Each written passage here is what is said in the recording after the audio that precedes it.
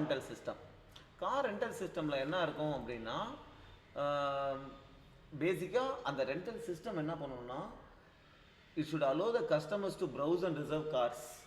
So கார்ஸில் என்னென்ன cars அவைலபிள்னு browse பண்ணி அதை ரிசர்வ் பண்ணணும்.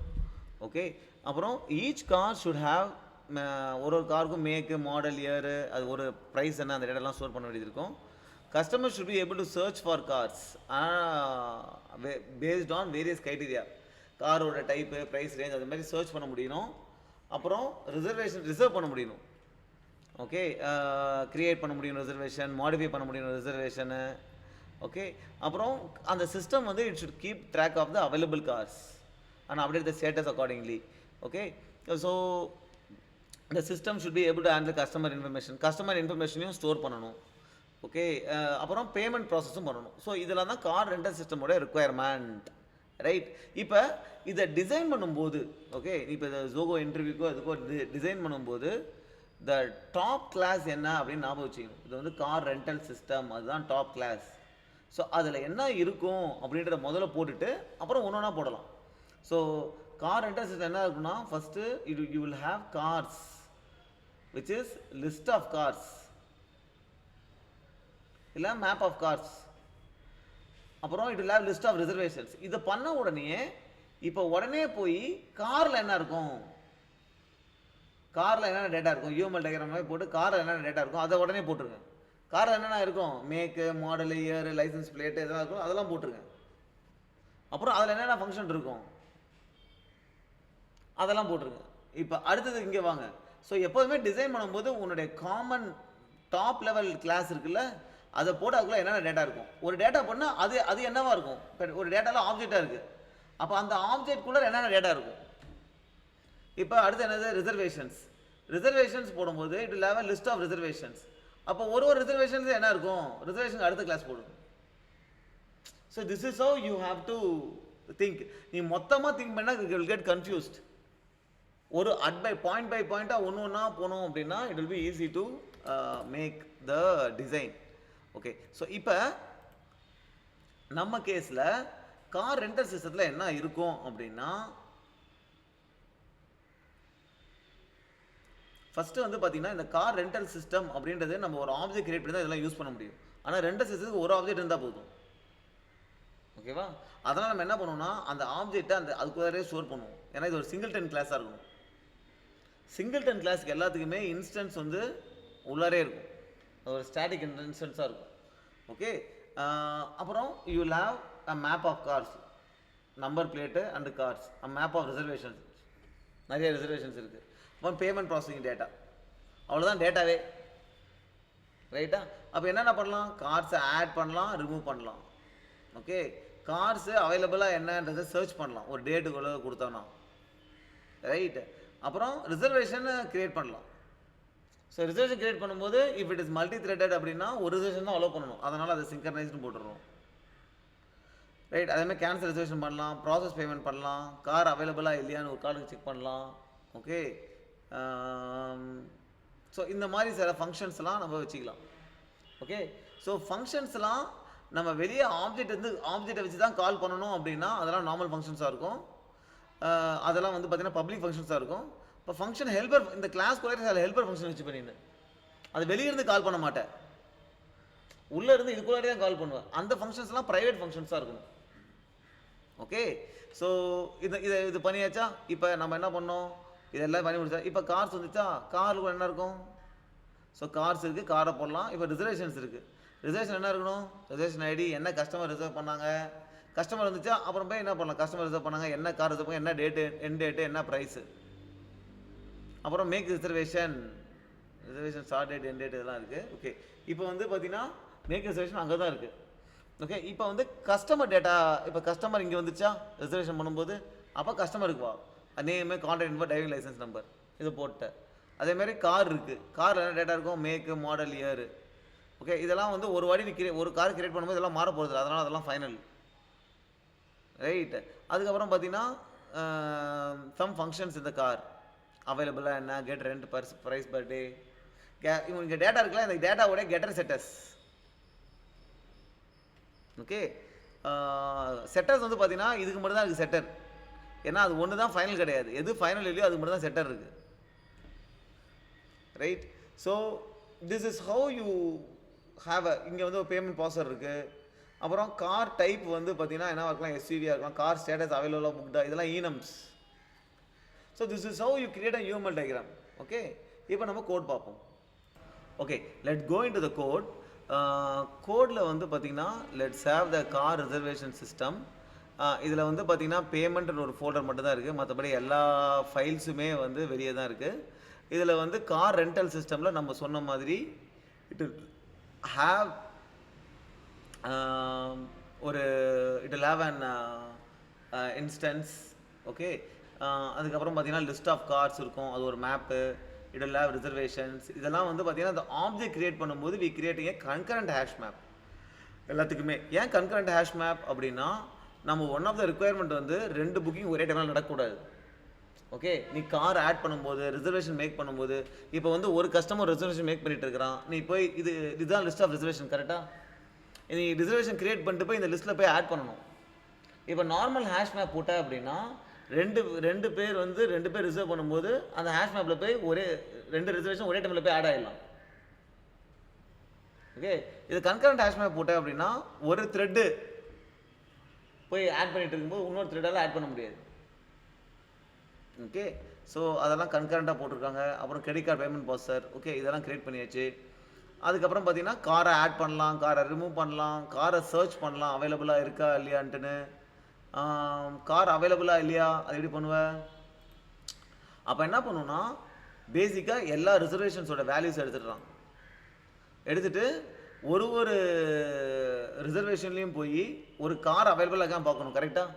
அப்போ ரிசர்வேஷன் லிஸ்ட் இருக்குல்ல, அதில் போய் இந்த காரும் அந்த காரும் சேமாக இருக்கான்னு பார்க்குறான்.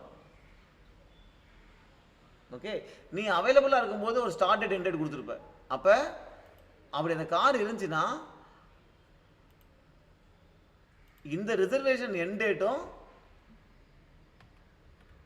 அதாவது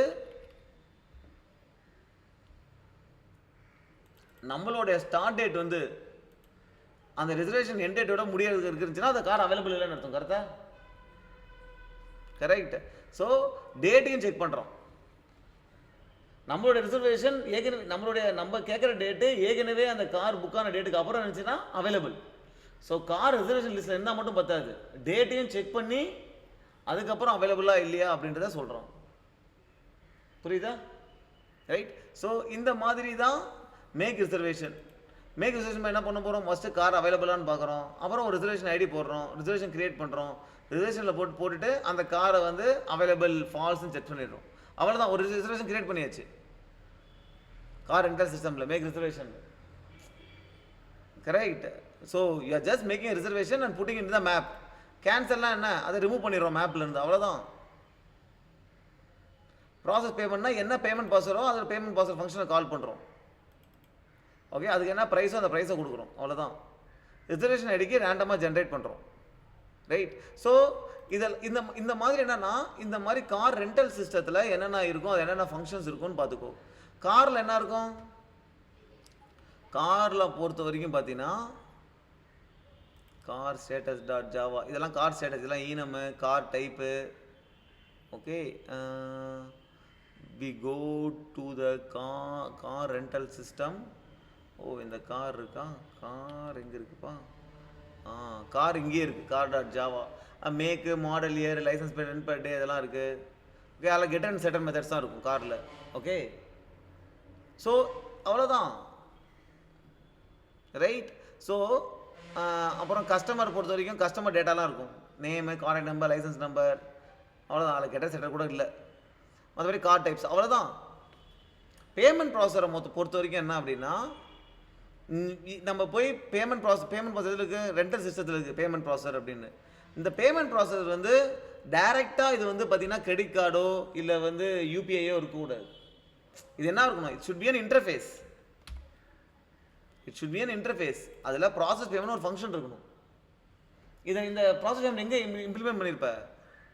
இது வந்து this credit card payment will implement the payment processor. இதில் தான் ப்ராசஸ் பேமெண்ட் இம்ப்ளிமெண்ட் ஆயிருக்கு. அதே மாதிரி யூபிஐ இருந்துச்சுன்னா UPI will implement payment processor. ஓகேவா? ஸோ அப்போ பார்த்தீங்கன்னா உனக்கு ஒரு கார் ரெண்டல் சிஸ்டம் இருக்கு, இதில் பேமெண்ட் ப்ராசஸர் ஒரு இன்டர்ஃபேஸ் இருக்கு. This is an interface. Okay, நான் இந்த கார் ரெண்டல் சிஸ்டத்துக்கு ஆப்ஜெக்ட் கிரியேட் பண்ணும்போதே இந்த பேமெண்ட் ப்ராசஸர் எனக்கு தேவையில்லை, அப்போ தானே பேமெண்ட் ப்ராசஸ் பண்ண முடியும். அப்போ நான் ஒரு ஆப்ஜெக்ட் கிரியேட் பண்ணுறேன், அது வந்து பார்த்தீங்கன்னா கிரெடிட் கார்டு பேமெண்ட் இருக்கேன் பண்ணி என்ன பண்ணுன்னா இதுக்கு அசைன் பண்ணிடுவேன். அப்போ இந்த இன்டர்ஃபேஸில் என்னன்னா this credit card payment processor implements payment processor interface. So இந்த பேமெண்ட் ப்ராசஸர் இன்டர்ஃபேஸ் ஆப்ஜெக்ட் தான் இங்கே வச்சிருக்கேன். ஸோ இதுக்கு கிரியேட் பண்ணி கிரெடிட் கார்டு கிரியேட் பண்ணி இங்கே அசைன் பண்ணிடுவேன். நாளைக்கு இதை மாற்றணும் அப்படின்னா நான் என்ன பண்ணுவேன்னா இன்னொரு ஆப்ஜெக்ட் யூபிஐ கிரியேட் பண்ணி அதுக்கு அசைன் பண்ணனா யூபிஐ வழியாக பே ஆகும் ஒரு ரிசர்வேஷனுக்கு. ஓகே, இப்போ வந்து பார்த்தீங்கன்னா ஹோல் ரெண்டல் சிஸ்டத்துக்குமே இது வந்து பார்த்தீங்கன்னா ஆக்சுவலாக this is not the right way to do. Because அவன் என்ன பண்ணியிருக்கான்னா ஹோல் ரெண்டல் சிஸ்டத்துக்குமே ஒரு பேமெண்ட் ப்ராசஸர் வச்சுருக்கான். அப்போ அந்த ரெண்டல் சிஸ்டத்துக்குமே இந்த பேமெண்ட் ப்ராசஸர் யூபிஐ இருந்தால் ஹோல் ரெண்டல் சிஸ்டமே யூபிஐயில் மட்டும் தான் பே பண்ண முடியும். இன்ஸ்டெட் ஆஃப் என்ன பண்ணணும், இந்த பேமெண்ட் ப்ராசஸரை தூக்கி ரிசர்வேஷனில் போடணும். ரிசர்வேஷன் கிளாஸ் இருக்கா? அது எங்கே இருக்கா ரிசர்வேஷனு? அது எங்கே இருக்குது? ஓ, இங்கே இருக்குது. ஓகேவா? இங்கே போடணும் இந்த பேமெண்ட் ப்ராசஸரை. அப்படின்னா ஒரு ரிசர்வேஷனுக்கும் ஒரு பேமெண்ட்டில் போகலாம். ஒரு ரிசர்வேஷன் யூபிஐயில் போகலாம், ஒரு ரிசர்வேஷன் கிரெடிட் கார்டு மூலிமா போகலாம். So this is what is the design change you need to do. So this design இப்போ இந்த மாதிரி டிசைன் பண்ணும்போது உன்னோட இன்டர்வியூவில் கேட்பாங்க, ரைட், ஏன் இங்கே போட்டிங்க பேமெண்ட் ப்ராசஸர்? அப்போ ஹோல் சிஸ்டத்துக்குமே நீ ஒரு பேமெண்ட், ஏன்னா ஒரு ஆப்ஜெக்ட் இப்போ கார் ரெண்டல் சிஸ்டத்துக்கு நீ ஒரு ஆப்ஜெக்ட் தான் கிரியேட் பண்ண போகிற. ஒரு ஆப்ஜெக்ட் கிரியேட் பண்ணும்போதே பேமெண்ட் ப்ராசஸர் என்ன போட்ட, கிரெடிட் கார்டுன்னு போட்ட. அதுக்கப்புறம் இந்த கார் ரெண்டல் சிஸ்டத்துக்கு நீ போய் என்ன தான் கார் ரெண்டல் புக் பண்ணாலுமே கிரெடிட் கார்டு மூலிமா மட்டும் தான் பே பண்ண முடியும். So this should be part of reservation. இந்த சேஞ்ச் நம்ம கொண்டு வரணும். ஓகே, ஸோ என்ன டிசைன் கொஸ்டினாக இருந்தாலும் ரிக்குவயர்மெண்ட்ஸ் முதல்ல கிளாரிஃபை பண்ணிவிட்டு என்னென்ன என்டிட்டிஸ்னு ஐடென்டிஃபை பண்ணணும். இங்கே என்னென்ன என்டிட்டிஸ் இருக்குது? Car rental system, list of cars இருக்குது, தென் லிஸ்ட் ஆஃப் ரிசர்வேஷன் அது ஒரு என்டிட்டி, தென் பேமெண்ட் ஒரு என்டிட்டி. என்டிட்டிஸ் ஐடென்டிஃபை பண்ணிட்டியா? இப்போ யூஎம்எல் டயக்ராம் வர ஒரு என்டிட்டிலையும் ஒரு கிளாஸ்லையும் என்னென்ன டேட்டா இருக்குது, என்னென்ன ஃபங்க்ஷன்ஸ் இருக்குது வர, எல்லாருக்கும் என்னென்ன ரிலேஷன்ஷிப் வரைஞ்சிட்டியா, தெரிஞ்சிச்சா? இப்போ கோடடி, அவ்வளோதான். Right, if you practice many questions you are going to do it. Right, so இப்போ நான் ரன் பண்ணுறதுக்கு என்ன பண்ணேன்னா ஃபஸ்ட்டு திங் வந்து கம்பைல் பண்ணுறதுக்கு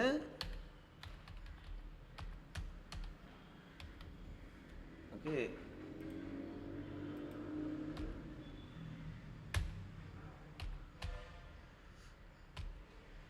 okay Java. Okay, this is the command I used. அதாவது என்னன்னா இந்த டைரக்டரிக்குள்ளார start.java இதுதான் ஐஃபன் நேம், இதுதான் கமாண்ட். ஃபைன்ன்றது ஒரு யூனிக்ஸ் கமாண்ட். இந்த டைரக்டரிக்குள்ளார ஜாவான்ற ஃபைல் எல்லா ஃபைலையும் எடு அப்படின்ற. ஓகே, ஸோ இப்போ ஃபார் எக்ஸாம்பிள் வெறும் print 0 மட்டும் கொடுக்குறேன். print 0 மட்டும் கொடுத்தோன்னா பாருங்க எல்லா ஃபைல்ஸும் வருதா, எல்லா டாட் ஜாவா ஃபைல்ஸ் வருதா?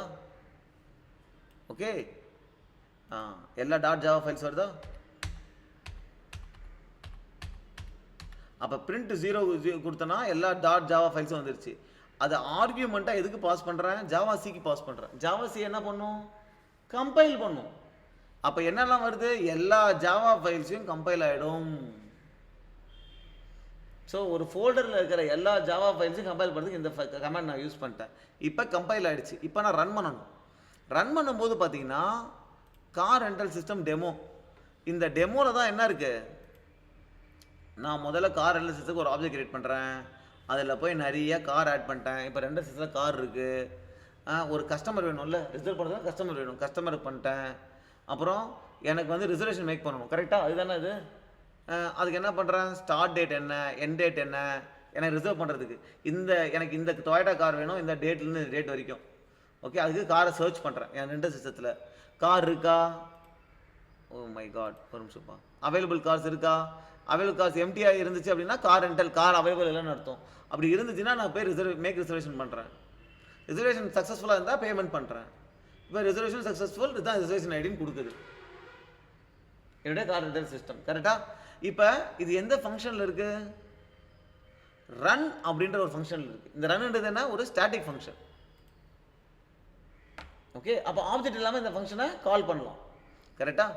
ஸோ என்னுடைய ஃபோல்டரில் வந்து பார்த்தீங்கன்னா கார் ரெண்டல் சிஸ்டம் மட்டும் இல்லை, மற்ற எல்லா லோ லெவல் டிசைன் கொஸ்டின்ஸுக்கும் கோட் இருக்குது. நான் என்ன பண்ணால் எல்லாமே ரன் பண்ணுறதுக்கு ஒரு வாட்டி இல்லாமல் எல்எல்டி ரன்னர்னு வச்சுருக்கேன், ஒரு ஃபைல். இந்த எல்எல்டி ரன்னர் வந்து பார்த்தீங்கன்னா இதில் தான் மெயின் ஃபங்க்ஷன் இருக்குது. ஏன்னா உன் ப்ரோக்ராம் ரன்னருக்கு மெயின் ஃபங்க்ஷன் வேணும்ல. இந்த இடத்துல ஒரு ஃபங்க்ஷன் எல்லா ஃபங்க்ஷன் கோடு ரன்னையும் கால் பண்ணுற மாதிரி வச்சுருக்கேன். கிளாஸ் நேம் அப்புறம் ரன் ஃபங்க்ஷன் கால் பண்ணுறேன். இதில் எனக்கு இப்போ என்னத்தை ரன் பண்ணணும்? கார் ரெண்டலை ரன் பண்ணணும். அதனால் அதை மட்டும் அன்கமெண்ட் பண்ணிவிட்டு அதை மட்டும் ரன் பண்ணுறேன். அப்போ அதை மட்டும் எப்படி ரன் பண்ணுறது? ஜாவா முதல்ல கம்பைல் பண்ணணும். ஜாவா சி அந்த ஃபைலை கம்பைல் பண்ணணும். கம்பைல் பண்ணிவிட்டேன். அதுக்கப்புறம் ஜாவா அப்புறம் அந்த கிளாஸ் நேம் எல்எல்டி.